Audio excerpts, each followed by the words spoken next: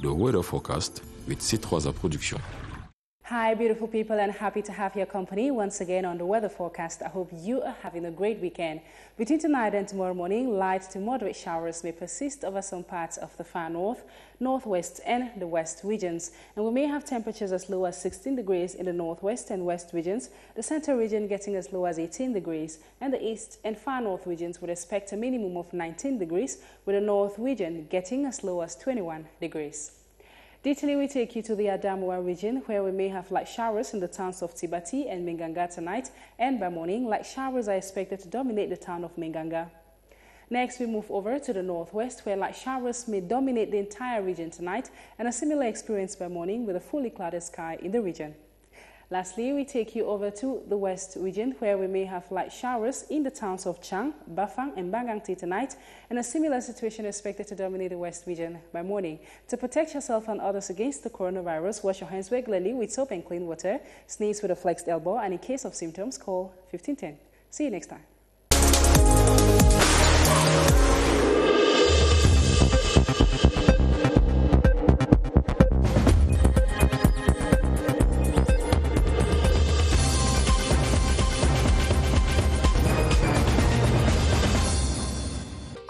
Each of the 22 indomitable lions of the 1990 World Cup in Italy gets a modern lodging facility.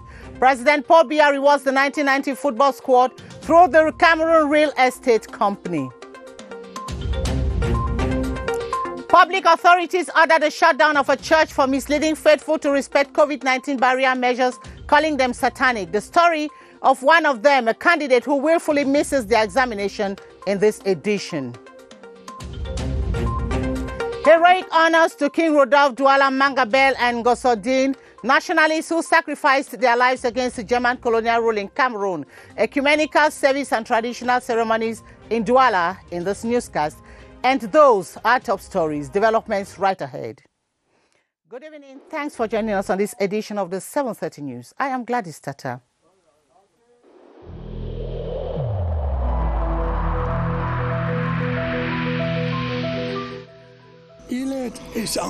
Each of us must comply with the measures that have been taken.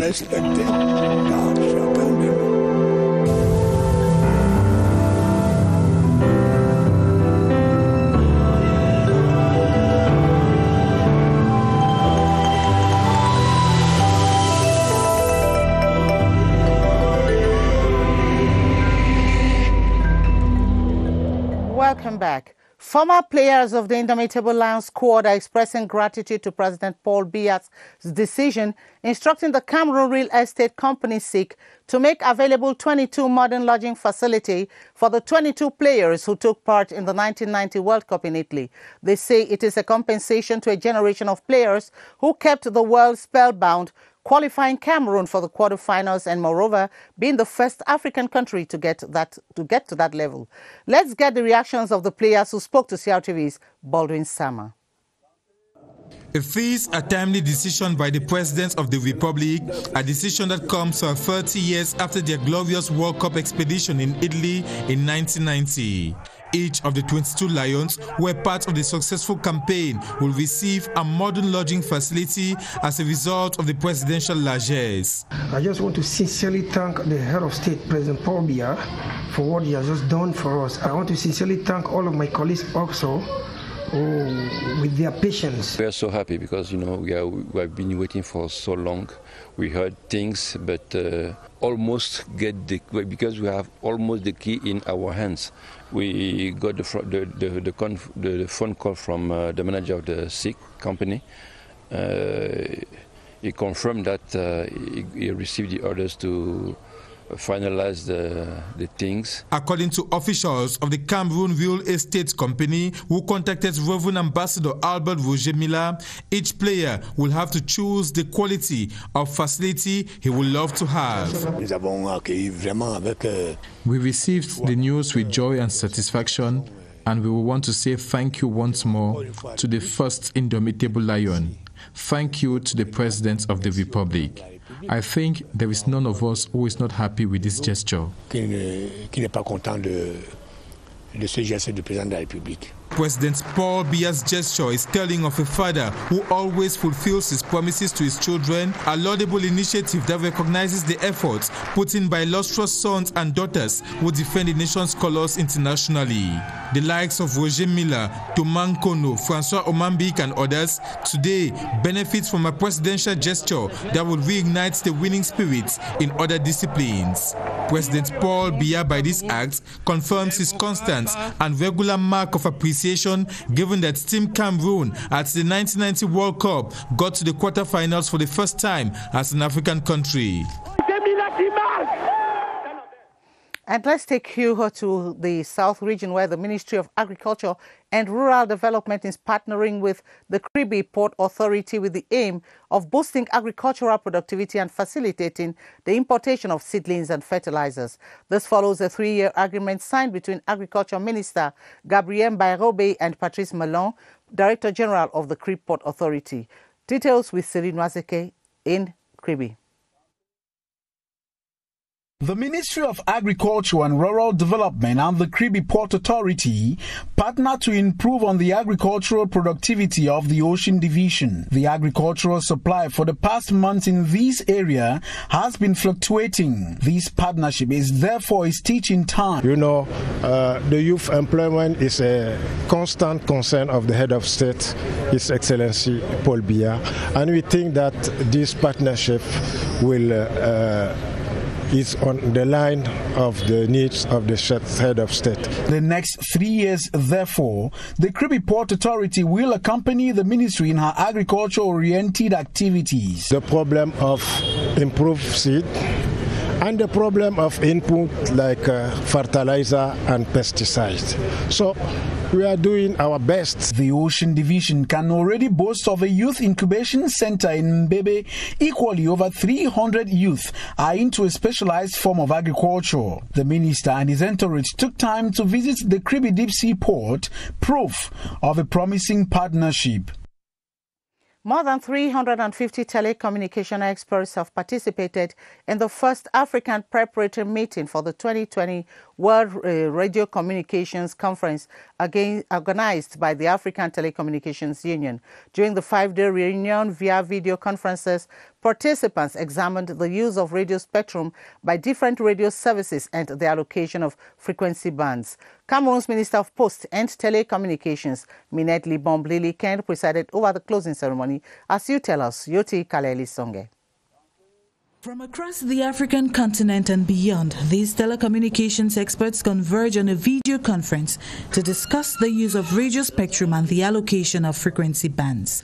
Without the use of radio services, the aeroplane cannot fly, the train cannot go on the rail.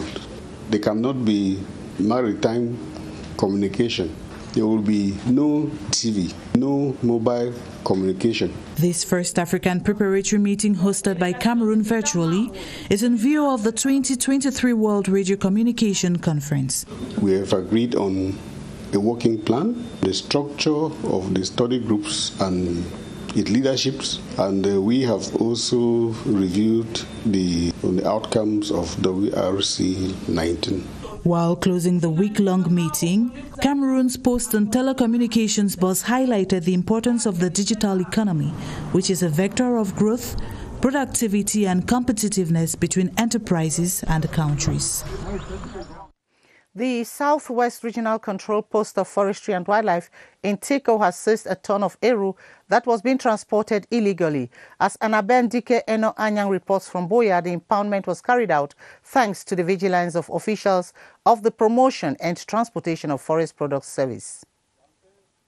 The over 1,000 bundles of Eru from Twi in the Center region was seized at the Southwest Regional Control Post of Forestry and Wildlife in Tiko due to the lack of legal documents backing up the product. Most people that deal with this Eru, either for internal consumption or external consumption, they don't respect these laws, and they have been trying to run away through other means. Meantime, strict measures as stipulated by the law will be implemented as to what will be done with the seized product. Generally, it remains there and it gets burnt. It will be given out on auction sale.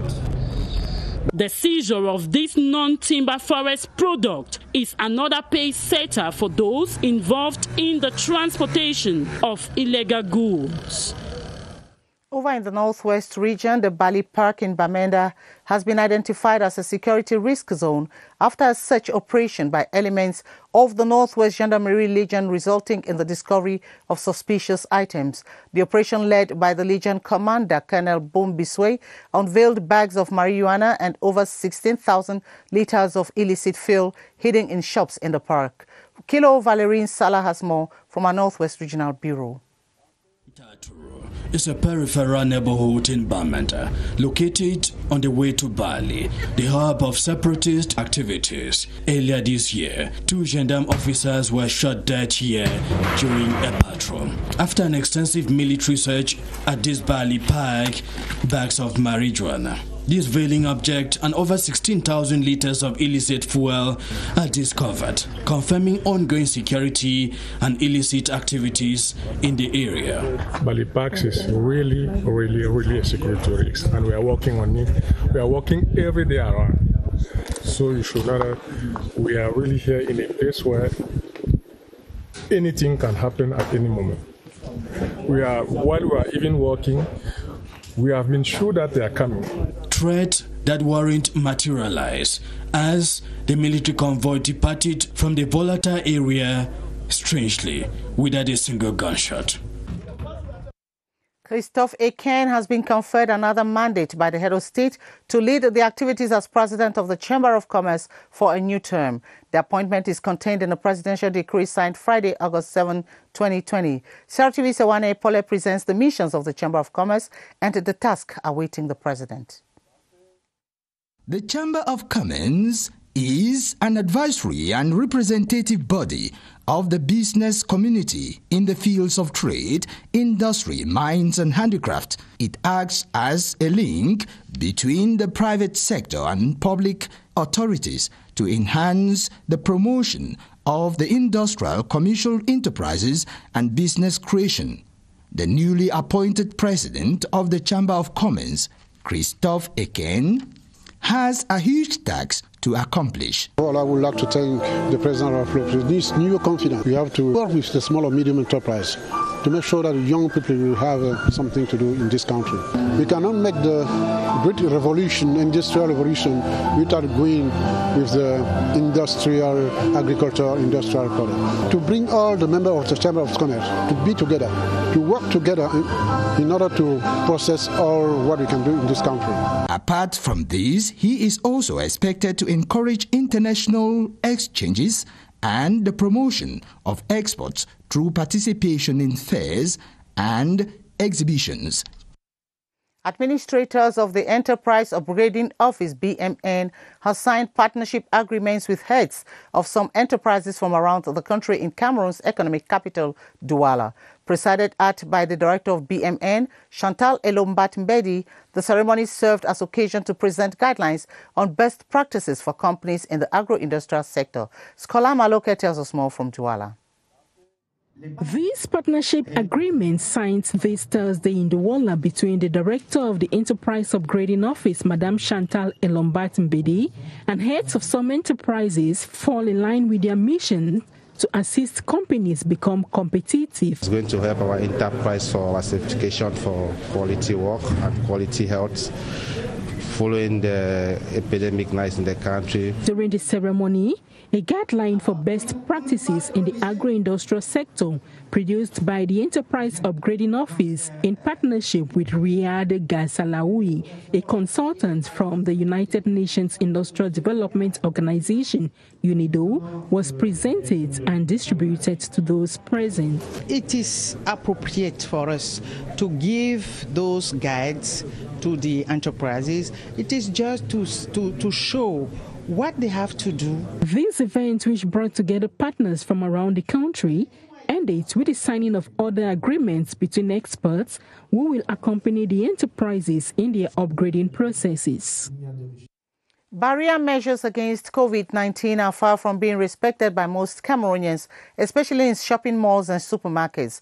Gilbert Ongene visited some of these popular spots and says putting on face masks by customers is still a problem, but practiced in high-standard supermarkets found in residential neighborhoods like Bastos. Gilbert? This warning at the entrance of this supermarket in the Bastos neighborhood in Yaoundé cautions customers that they must have their face mask on while shopping in the structure. Before entering the building, they also have to disinfect their hands and abide by physical distancing measures. This near-perfect situation, however, contrasts sharply with what obtains here at the Yaoundé Central Market. Although owners of big shops here insist that buyers should put on their mask, the bulk of those shopping here have no face coverings. I ask for all the customers when they come from my shop to wear the mask. They wash their hand and the antiseptic before they enter from my shop. Elsewhere, at this shop specialized in the sale of fabrics, while some people have their mask on, others are shopping without any face covering. We have any problem with those dispositions we put in place. By and large, barrier measures against coronavirus, including the putting on of face masks in shopping areas, are respected to an unacceptable level in Yaoundé. Unlike in public places, there is a conscious effort in administrative offices in Yaoundé and its environs in the respect of COVID-19 barrier measures, especially the wearing of face masks. Ewane Epole visited some of the administrative offices and has this situational report for the 7:30 News. The wearing of face masks to curb the spread of COVID-19 in some administrative offices in the nation's capital Yaoundé and its environs is being respected as heads of these structures have put in place measures. In our particular service here, we didn't record a case of COVID-19 because since we have obliged our collaborator to have each one his face mask. We are taking the coronavirus threat very seriously with the face mask, like having one here. You made me wearing this. So because we receive people, we don't want the people to be a risk to us or us being a risk to them. In the office, you can see that before you enter, you have water to wash your hand. And even on the road, you will see people walking with the mask. We invite people to wear their masks. They must not lower their guard because the pandemic is not finished. This measure has been embraced by a good proportion of the population. Most of them are seen wearing masks as they go about their daily activities in administrative offices. Northwest.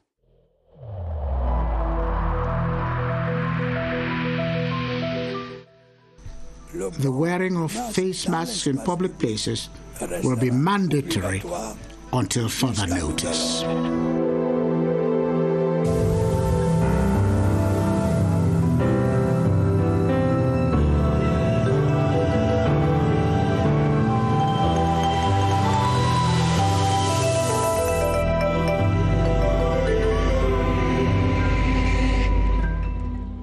Northwest Governor Adolphe Lele Lafrique has issued a warning to divisional delegates notorious for causing delays in the process of identifying investment projects in their council areas. This was during a meeting to program the projects for 2021, chaired by the Secretary General at the Governor's Office, Viank Mekala, who said the process retards the process of scrutiny and approval by the central administration, resulting to little or no execution. Julius Neba completes that story from CRTV Northwest in Bamenda. Although the 503 retained projects come from all the 7 divisions of the Northwest region, some councils were not able to present any, while a good number of them were rejected for not respecting the maturation norms. The regional delegate of Minipat stressed that for effective development to be carried out in the Northwest, they have prioritized certain project areas.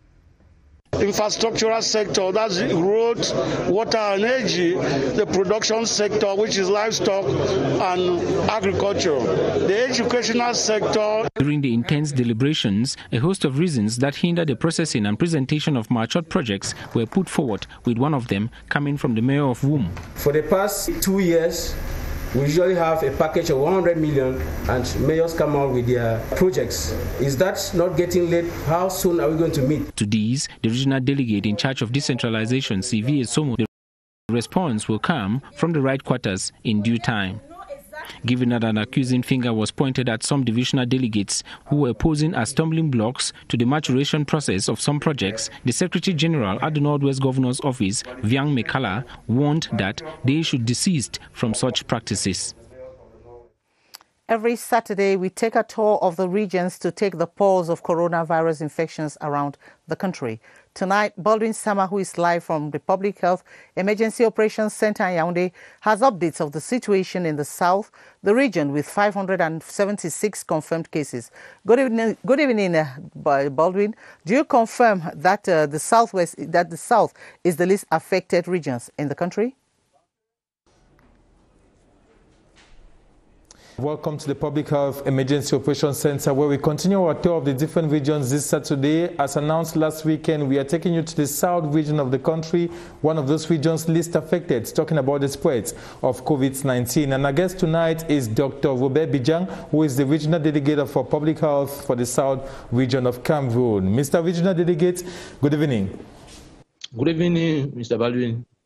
Tell us, Mr. Regional Delegate for Public Health, your region, the South region, happens to be one of those regions least affected as far as the spread of the COVID-19 is concerned. Does it mean that your staff in that part of the country are quite relaxed? Mr. Baldwin, the epidemiological situation of our region report that today we have 576 confirmed cases out of the 5,073 patient tests. We have 478 cured. We have 76 active cases to date, and unfortunately we lost 14 compatriots and 56 health personnel were contaminated but are now cured. This data at the national level make the South region the fourth least impact region after Adamawa, the Far North, and the North, actually directly bordering the two epicenter regions, the Central region and the littoral region. There are two reasons for this. We have an early, intense, permanent, and continuous activity of health work in the South region in raising awareness on barrier measures, active cases finding, screening, and treat. Tell me, Mr. Regional Delegate, the South region shares borders with neighboring countries like Congo and Gabon. What measures have been put in place to avoid any spread of the virus, given that you share these boundaries with these neighboring countries? The response of the pandemic in our region follow two types of strategic orientation that depend to the risk mapping of the region. We have a national strategic orientation, which in the region relies the massive fixed and mobile tracking and testing. Thank you so much, Mr. Regional Delegate for Public Health for the South region, for being available as a guest this evening. That's the situation in that part of the country. Our next call, as far as the regions are concerned, next Saturday will take us to the Far North region of the country. Back to you. Thank you very much, Baldwin Sama, for those explanations. And a current and, of course, official examination candidate in Yaoundé has refused to wear a face mask, wash their hands, or respect any anti-COVID-19 barrier measures, saying they are devilish and against their faith. Supported by their parent and spiritual leader, the candidate preferred to miss the examination and break the rule of their religion. Our reporter Clarence Ngay reports on the results of an investigation carried out by public authorities and the forces of law and order. The dust is yet to settle following government closure of the Tabernacle of Freedom, a house of worship at the Mendong neighborhood. This follows the disrespect of government barrier measures against COVID-19. It was alleged that the pastor of the church, Ngwa Tangana, stopped students from wearing face masks to sit public exams as prescribed by examiners. In keeping with his preaching, the students described the wearing of face masks and the washing of hands as devilish. This act, which has left many wondering, has been condemned by other men of God who think it is against the teachings of the Holy Bible to disobey the laws of a country. It's appalling, it's unfortunate, it's unacceptable. I'm sure that God is not happy with that because it is wrong. Religion gives them feel well. And it has been like that during many years. Inhabitants of this neighborhood confirm they have always complained to authorities of the unpleasant noise coming from worshippers of the church. However, this couldn't have been enough reason to seal the doors of the Tabernacle of Freedom.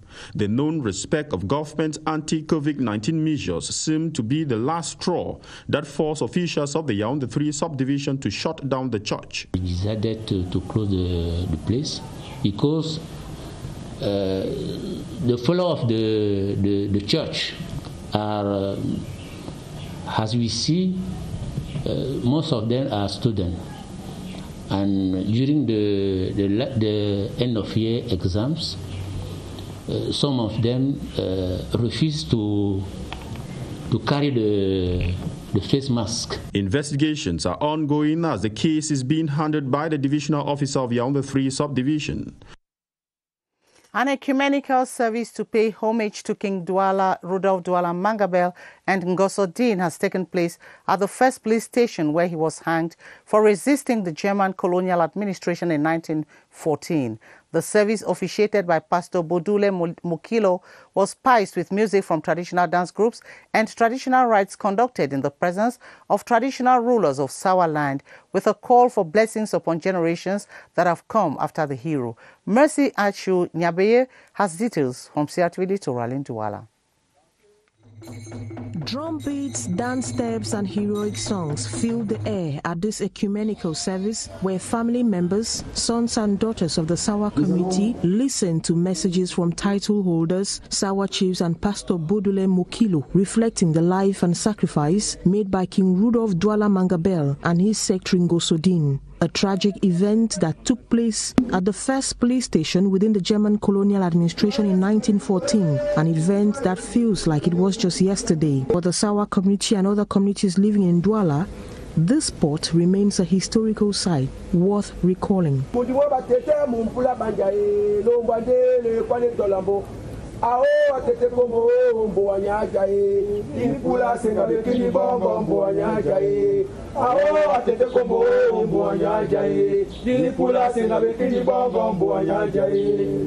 Kombo, as the event has been coined, although very low-key this year, as a result of the COVID-19 pandemic, has become an annual rendezvous for prayers to be lifted up and traditional rites made by family members and the entire Sawa community. And we conclude this newscast with this sad note. The remains of the late mayor of Banjok and second-class chief of Njore in the Upper Sanaga, His Majesty Badama Amati Rene de Gaulle, who died last May 23 at the age of 77, has been laid to rest. This was during a ceremony chaired by the senior divisional officer of Banjok, representing the head of state. Victor Siga tells us more. The mayor of Banjok and second-class chief of Njore, His Majesty Badama Amati Rene de Gaulle, is no more. Family members, colleagues, administrative and local authorities converged to pay their last respect to the member of the CPDM Central Committee, who died at 77. Colleagues and friends took turns to share memories of a man they describe as a nation builder. He was decorated with the Medal of the National Order of Valor for his great works. Born on January 17, 1943, he leaves behind many spouses and friends to mourn him. And it's just on this note that we draw the curtains on this edition of the 7:30 News. Thanks for watching. Ata Badine Oma will be yours at 8:30 for Le 20h30. I'll be back tomorrow, same time. Until then, it's bye from all of us on the 7:30 crew. And don't forget, keep safe to bar the way for the COVID-19.